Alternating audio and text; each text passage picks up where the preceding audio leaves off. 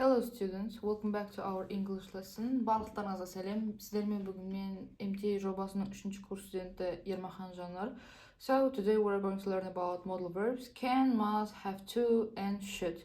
They help us talk about ability, obligation, and advice. Бүгін біз ағылшын тіліндегі модальді етістіктерді өтетін боламыз. Олар бізде сөйлемде мүмкіндік, міндеттілік, қажеттілік және кеңес айтқан кезде қолданылады. Ең алдымен біз can-ға тоқталатын боламыз. Can ол бізде ability and possibility. Ол бізде қабілет пен мүмкіндік. Мысалға тоқталатын болсақ, I can swim, яғни мен жүземін. Менің жүзу қабілетім бар. Ол бізде ability. It can rain tomorrow. Ертең жаңбыр жауы мүмкін. Бұл possibility, яғни белгілі бір возможность. Грамматикалық структурасына тоқталатын болсақ, how we make the positive sentence. Ең алдымен бізде subjecттен кейін can, одан кейін бізде verb жүреді. I can dance. I ол бізде subject, can ол бізде грамматикалық структурамыз, dance ол бізде verb болып табылады. How we make the negative sentence. Ең алдымен negative sentence'да бізде subjecттен кейін бізде can, және бізге not жалғауы жалғанады, can't болып өзгереді ол.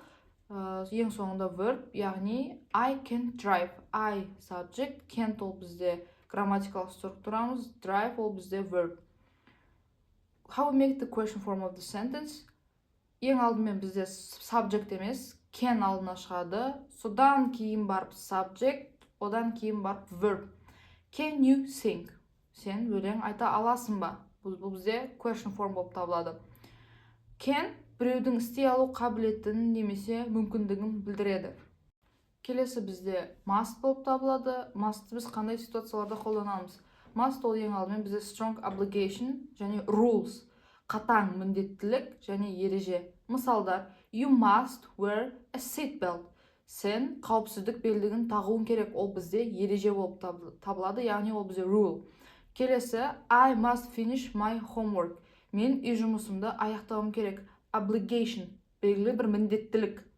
Грамматикалық структурасына тоқталатын болсақ, how we make the positive sentence.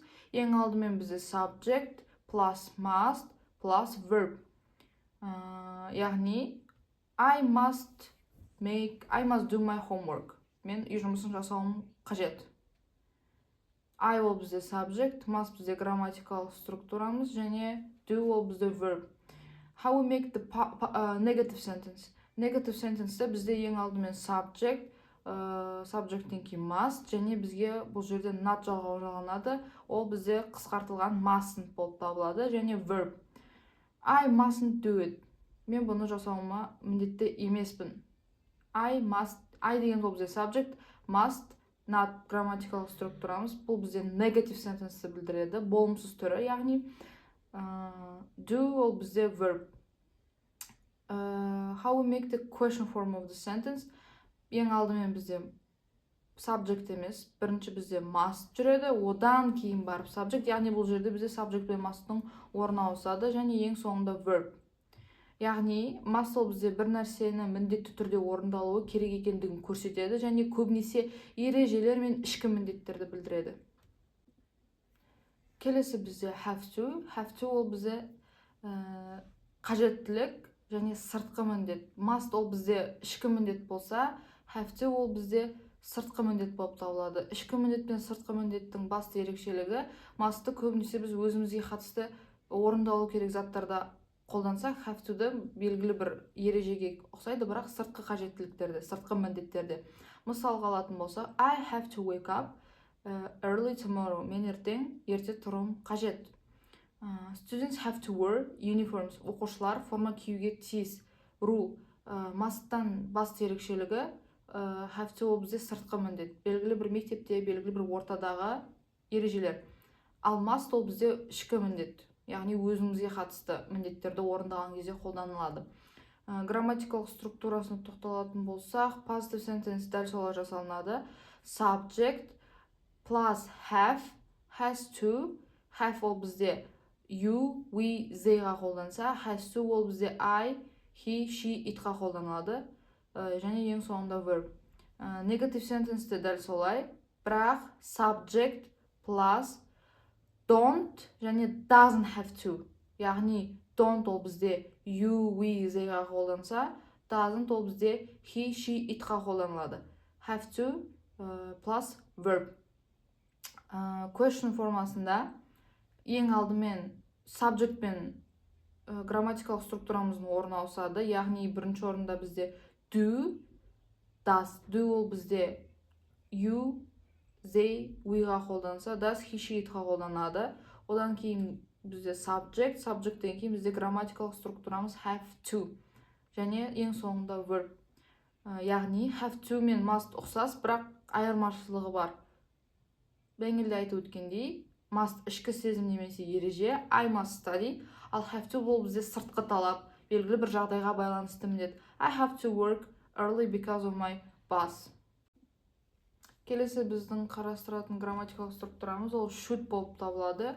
Should ол бізде белгілі бір advice немесе recommendationда қолданылады, кеңес немесе ұсыныс. Мысал алатын болсақ, you should eat healthy food. Сен дұрыс тамақтануың керек. Бұл біздің біреуге берген кеңесіміз, яғни advice. Келесі сөйлем, he should see a doctor. Ол дәрігерге көрінуі қажет. Бұл бізде recommendation, біреуге берілген кеңес деп те немесе ұсыныс деп те айтуға болады. Грамматикалық структурасына тоқталатын болсақ, can мен mustқа ұқсас жасалынады. Passive sentenceде бізде subject, одан кейін should және соңында verb. Negative sentenceде дәл солай, subjecттен басталады, бірақ shouldке біз not жалғауын жалғаймыз және ол бізде shouldn't болып қысқарады. Және ең соңында verb болса, question формында subject пен should'ның орны ауысады. Ең алдымен should, одан кейін subject және ең соңында verb. Яғни should біреуге жақсы кеңес немесе ұсыныс білдіргенде қолданылады. Бұл бір белгілі бір міндет емес, және бұл көбінесе белгілі бір advice деп те айтуға болады. Келесі тапсырманы бірге орындайық. Ол бізде fill in the blanks деп аталынады. Яғни біз жақшаны ашып, сөйлемдерге тиісті, дұрыс модальді глаголдарды қоюымыз қажет. Бірге орындайық. Бірінші сөйлем көріп тұрғандарыңыздай, you ride a bike very well. Яғни аударатын болсақ, сен великті өте жақсы айдай аласың. Яғни бұл жерде бізде must варианты келмейді. Себебі must айтып өткеніміздей ішкі міндеттілік, ереже. Және бұл жерде бізде suitable вариантымыз can болып табылады. Барлығы түсінікті деп ойлаймын. Келесі сөйлем, students respect teachers. Студенттер мұғалімді сыйлауы қажет. Яғни бұл жерде should варианты мүлдем келмейді. Себебі should алдын айтып өткендей белгілі бір ережеде емес, advice бергенде, кеңес бергенде қолданылады. Ал бұл жерде ереже жайлы айтып тұрғандықтан бізге must варианты сай келеді. Үшінші сөйлем, I finished this project today. Мен осы проектті бүгін бітіруім қажет. Мен I can finish this project today деп айта алмаймыз. Бұл жерде have to варианты көбірек келеді. Себебі ереже белгілі бір міндеттілік. Келесі төртінші сөйлем ол бізде we eat too much junk food. Must вариантын қойып көретін болсақ, we must eat too much junk food мағынасына қарай сай келмейді. We shouldn't eat too much junk food мағынасына қарай сай келеді. Себебі бұл жерде белгілі бір кеңес бізге advice беріліп тұр. Ал бізде advice'тарда should қолданылады. So, today we learned 4 important modal verbs. The first one is can. It means ability or possibility. The second one is must. It's strong obligation or rule. The third one is have to. It's necessity or requirement. The fourth one is advice or recommendation. Бүгін біз 4 модальді жетістікті өттік. Олар арқылы біз істей алу, міндетті болу, қажеттілік және кеңесті білдіре аламыз.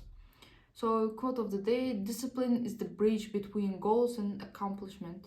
Jim Rohn. So, as a home task, write 5 sentences using modal verbs, one with can, one with must, and one with have to, and one with should, and one negative sentence. So, thank you for watching. Don't forget to like, share, and subscribe. See you in the next lesson.